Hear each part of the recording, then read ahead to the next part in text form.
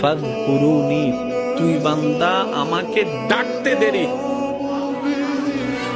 আযকুরুকুম, সারা দিতে আমার দেরি হবে না।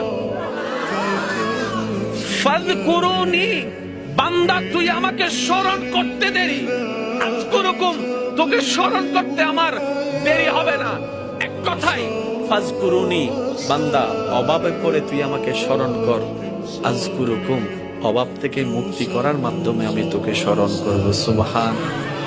ফাযকুরুনি, বান্দা বিপদে পড়ে তুই আমাকে স্মরণ কর, আযকুরুকুম, বিপদ থেকে উদ্ধার করে মাধ্যমে আমি তোকে স্মরণ করব। ফাযকুরুনি, অসুস্থ হয়ে তুই আমাকে স্মরণ কর, আযকুরুকুম, তোকে আমি নিরাময় দিয়ে স্মরণ করব। সুবহানাল্লাহ। ফাযকুরুনি, তুই ঋণে পড়ে আমাকে স্মরণ কর, আযকুরুকুম, আমি ঋণ মুক্তি দেওয়ার মাধ্যমে তোকে স্মরণ করব। ফাযকুরুনি, তুই পারিবারিক অশান্তির মাধ্যমে আমাকে স্মরণ কর, আযকুরুকুম, শান্তি দেওয়ার মাধ্যমে আমি তোকে স্মরণ করব।